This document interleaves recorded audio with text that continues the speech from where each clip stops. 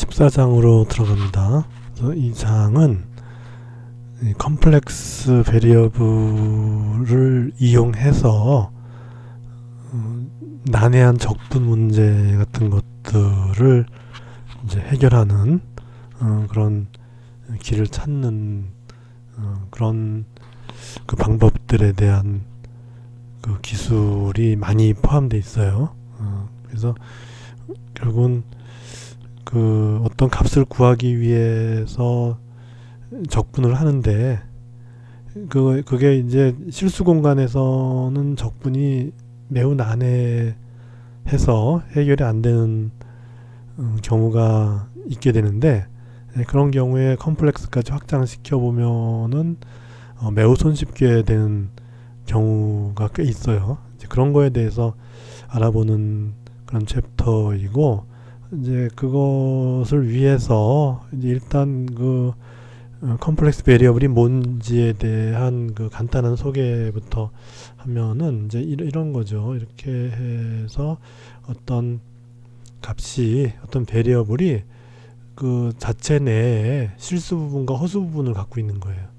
그렇게 되면은 베리어블끼리의 그 크기의 비교는 되지 않는 거죠. 우리가 컴플렉스에서 예를 들어서 뭐 2 플러스 3i 하고 1 마이너스 2i 어느 게 크냐 모르죠. 이 자체로는 구분이 안 돼요. 그러니까 절대값을 취해서 구분하는 경우가 있는데, 그거는 이제 특별한 경우가 되는 거고, 이제 일단 컴플렉스 베리어블로 들어오게 되면은 우리가 이제 어떤 베리어블에서의 두 이제 어떤 값을 이렇게 주었을 때 그것의 크기를 비교해라. 어느 게 크나 작냐. 분명히 두 개는 기술하는 방법에 있어서의 다른 포인트를 어떤 이제 가리키는 것 같은데, 근데 이제 크기는 비교할 수가 없는 그런 이제 특징을 가지고 있는 것이 이제 컴플렉스 베리어블이 되는 거죠. 그래서 이거를 베리어블로 해서 만약에 뭐 어떤 함수가 g를 베리어블로 하는 함수가 g 제곱이다 라고 하면 이 g가 이 실수 부분과 허수 부분을 가지고 있기 때문에 이걸 한번 정리를 해보면 이제 이렇게 돼서 이와 같은 실수 부분과 이와 같은 허수 부분이 돼요. 그러면서 각각의 실수 부분과 허수 부분은 모두 이 두 변수 x와 y의 함수로 기술되는 것이 보통이죠. 그래서 fg를 갖다가 그냥 이게 g로서 표현할 수도 있고, 아니면은 그것의 실수 부분, 허수 부분 나눠서 이런 식으로 표현을 하는데, 그때 각각의 그 실수와 허수 부분은 이 베리어블의 실수와 허수 부분과 같이 이제 x와 y의 그 이제 동시에 이변수 함수가 되는 거죠. 이제 그런 특징이 있어요. 그리고 예를 들어서 우리가 이 표현하는 방식 중에 이런 방식도 있죠. 뭐 이쪽이 이제 x고 이쪽이 y축으로 이제 표현을 한다면은 이 y축은 이제 허수가 같이 포함되어 있잖아요. 그죠? 그렇게 해서 이제 어떤 한 점이 이렇게 있어요. 그래서 여기가 이제 x 플러스 iy 이렇게 이제 점이다. 그러면 이제 이건 이제 수직으로 내리면 여기 요 축에서 x만큼 끄는 것이고, 요 축에서는 y만큼 끄는 거잖아요. 이렇게 되는데, 이거를 우리가 이 폴라 코오디네이트에서 나타내는 것처럼 요것의 길이 보통 우리가 폴라 코오디네이트에서 이걸 로우라 그랬죠. 그래서 로우가 바로 뭐냐면 이제 g의 크기가 되는 거예요. 이제 그래서 이 g의 절대값이라고 하면 여기 이제 원점으로부터 요 이제 xy 점까지의 직선 선분을 그었을 때 이 선분의 길이가 바로 이제 요 g의 절대값이 되는 것이고, 그리고 x축으로부터의 각도가 있죠. 뭐 phi, 여기는 세타라 그랬으니까 세타로 합시다. 이건 이제 우리가 주로 이제 폴라 코오디네이트에서는 로우와 phi로 했는데, 여기는 이제 더 이상 이제 그런 코오디네이트의 그 중요성보다는 그냥 이제 컴플렉스 베리어블을 나타내는 그 어떤 방법을 우리가 이제 기술할 때 보통 세타로 써요. 이건 이렇게 써요. 그렇기 때문에 굳이 뭐 좌표계만을 나타내는 게 아니기 때문에 이제 여기서는 그냥 세타를 이렇게 써서 g라고 하는 거는 g의 절대값에 exponential i 세타 이렇게 이제 해주면 된다는 거예요. 그런데 여기서 이제 이렇게 표현할 때 이제 문제점이 하나 생기는데 어떤 건가 하면은 이 세타가 그냥 세타가 아니라 이게 뭐 한 수십 바퀴 돌고 다시 일로 왔어요. 그렇더라도 끝점이 이제 원래 점하고 일치하면은 그러면 이 g의 값은 변함이 없어요. 다시 말해서 g의 절대값에다가 exponential i의 세타 더하기 이게 이제 2파이의 정수배만큼 돌아서 원위치로 돌아왔어요. 그래서 2n 파이 이렇게 했어요. 이렇게 되면 두 개의 값은 같아요. 그래서 이제 g의 i 세타나 g 절대값의 i 세타나 g 절대값의 exponential i 세타에다 2n 파이 한 거나 마찬가지예요. 그래서 g 자체는 이게 몇 바퀴를 돌고 그 지점에 가건 간에 그것이 가리키는 값은 이제 똑같은데 근데 문제가 이거를 이제 g를 갖다가 이제 fg 함수를 우리가 이제 표현할 때 이것이 lng가 돼버릴 때 어떻게 되냐는 거예요. 이게. 이런 경우에. 그러면 이제 요거를 ln을 취하면 어떻게 되죠? 요 함수를 ln을 취하면 요 g 절대값과 익스포넨셜의 곱이니까 그래서 lng는 lng 절대값 더하기 이제 ln의 익스포넨셜이니까 이건 그냥 i의 세타 플러스 i2n 파이에서 lng라는 함수도 틀림없이 실수 부분, g 절대값이니까 크기니까 요건 요 부분은 실수 부분이 되겠고 이제 요 부분이 허수 부분이 되죠. 그래서 실수 부분과 허수 부분을 가지는 것까지는 좋은데 근데 문제가 이 g 자체는 싱글 밸류드지만은 이걸 lng를 하면은 이건 n에 따라서 값이 달라지죠. 그죠? n이 0이냐 1이냐 2에 따라서 허수 부분의 값이 계속 달라지죠. 그래서 lng를 했을 때는 결국은 이 g는 싱글 밸류드 펑션이었는데 lng는 멀티플 밸류드 펑션이 될 수가 있어서 이런 경우에는 우리가 lng를 기술할 때 어떤 특정한 앵글의 범위를 정해줘서 그 결과 lng가 하나의 값만을 가지도록 해줄 필요가 있다는 거죠.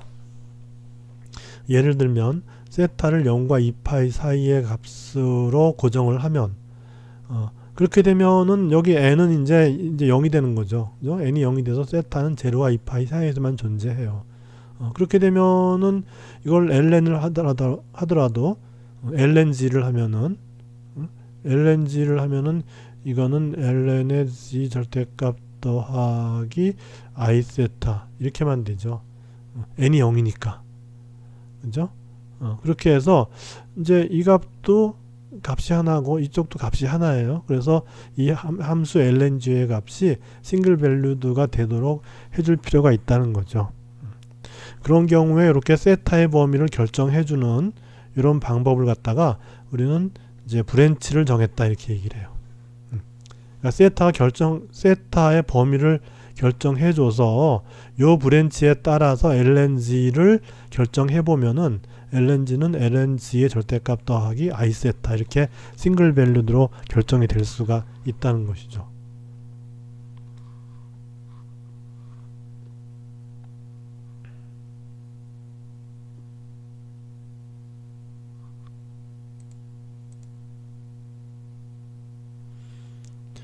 그리고 이제 이와 같은 컴플렉스 함수에서도 이 애널리틱 펑션이라고 하는 정의를 하게 되는데 그 정의는 뭐냐 하면은 네가 이제 애널리틱 하다 하면 결국 이제 디리버티브 즉 이제 미분에 대해서 얘기를 할 때 쓴 용어가 되는데 모든 점에서 디리버티브가 유니크하다는 얘기는 하나밖에 없는 거예요.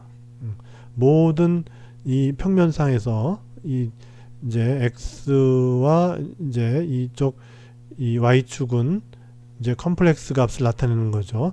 나타내는 이 y축으로 구성된 이 평면상에서 이 모든 점에서 이제 어떤 함수 fg가 정의가 되는데 이 fg는 그 미분치가 그 미분을 했을 때 그 결과가 항상 모든 점에서 그 지역 내의 모든 점에서 유니크하게, 즉 값이 하나로 결정이 될 경우 우리는 그거를 이제 애널리틱하다고 하고, 실수함수에서는 뭐라 그랬죠? 그거를 미분 가능하다 한 거죠. 예를 들어서 실수함수의 경우에 우리가 예를 들어 이렇게 뾰족하게 이렇게 놨다거나 이렇게 되면 요 점에서는 미분값이 결정이 안 되죠. 그렇게 해서 요 점에서는 이제 미분 가능하지 않잖아요.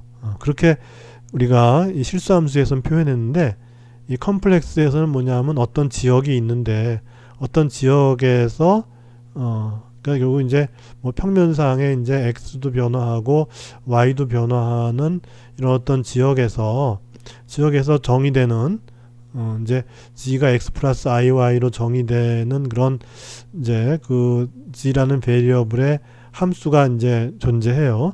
그런데 이 지역 내에서 fg의 그 디리버티브, 다시 말해서 이제 미분값이 이제 유니크하게, 즉 항상 미분했을 때 값이 하나만 존재하는 어떤 그런 경우가 된다면은 이 fg는 이 주어진 지역에서 애널리틱하다 그러는 거예요. 애널리틱하다. 지역을 이제 이렇게 이 xy라고 하는 이 평면상에서 이제 지역이, 애널리틱한 지역이 정해지게 되는 거죠. 그래서 그럼 미분은 뭐냐? 미분은 그냥 우리가 하는 그 미분의 개념하고 똑같아요. 그래서 이제 델타 g가 0으로 갈 때에 뭐 이제 이렇게 델타 f 나누기 델타 g 이렇게 정의가 되고, 그래서 이제 델타 g 분의 fg 마이너스 델타 g 마이너스 fg 이렇게 되는데, 여기서 이제 중요한 게 이 델타 g라고 하는 것이 특이하죠. 이렇게 되죠. 그죠? 그렇게 해서 이게 이 실수 쪽으로도 변화가 있고 허수 쪽으로도 변화가 있어요. 그래서 자칫 어떤 함수의 경우에는 이것이 이제 실수 쪽만 변화시킬 때 하고 허수 쪽만 변화시킬 때 하고 그 결과가 같지 않고 다르게 나타나서 결국은 디리버티브가 유니크하게 결정되지 않는 어떤 그런 경우가 생길 수가 있다는 거죠. 그런 경우는 이제 그 포인트에서는 애널리틱하지 않은 거죠. 그 디리버티브가 하나로 정해지는 게 아니니까 이제 그렇게 그 얘기를 하는 거죠. 그래서 이제 그 어떤 이제 그 g를 갖다가 변수로 하는 어떤 함수가 있을 때 그 함수가 과연 주어진 지역에서 유니크한 미분값을 갖느냐 안 갖느냐 하는 것이 나중에 우리가 이런 그 컴플렉스 펑션을 이용해서 적분한다거나 할 때 이제 중요한 어떤 이제 쟁점이 될 수가 있어요. 그래서 예를 들면 이제 fg가 g 제곱이에요. 그러면 우리 보통 할 때 그냥 우리가 보통 미분할 때 뭐 fx가 2x면은 그걸 f'x는 fx가 x제곱이면 fx가 x제곱이면은 f'x는 2x잖아요. 그렇게 되면 이것도 마찬가지예요. fg가 g제곱이면은 f'g가 이거와 똑같이 방식으로 미분을 해서 2g 이렇게 이제 결정될 수가 있는데, 그러면 이렇게 됐을 때 과연 이것이 델타 g가 어떻게 변하는 거에 따라서 관계가 없느냐, 그거를 이제 체크를 해야 되는 거죠. 그래서 이런 함수는 이제 저기 델타 g가 어떤 방향으로 변하든 간에 그 이제 결과는 똑같아요. 그래서 한번 보면은 예를 들어 델타 g 분의 g제곱이니까 g 플러스 델타 g의 제곱 마이너스 g제곱 이렇게 돼서 위에 걸 전개를 하면은 g제곱 플러스 2배 g 델타 g 플러스 델타 g의 g제곱 마이너스 g제곱해서 이렇게 상쇄가 되고, 그 다음에 델타 g로 이제 나눠줄 것 같으면은 2g가 되고 델타 g의 제곱이 이제 델타 g가 되죠. 그렇게 해서 델타 g가 0으로 가기 때문에 이것이 뭐 x 쪽으로 0으로 가건 y 쪽으로 0으로 가건 어차피 이제 0으로 가야 되는 거니까, 그렇게 해서 델타 g가 0으로 가면은 이것이 0으로 가니까 따라서 이제 2g만 남아서 이와 같이 g 제곱이라고 하는 함수는 어떤 지역에서도 이제 유니크한 밸류를 갖는 어떤 그런 이제 애널리틱한 함수가 된다, 그렇게 얘기를 할 수가 있는 거죠.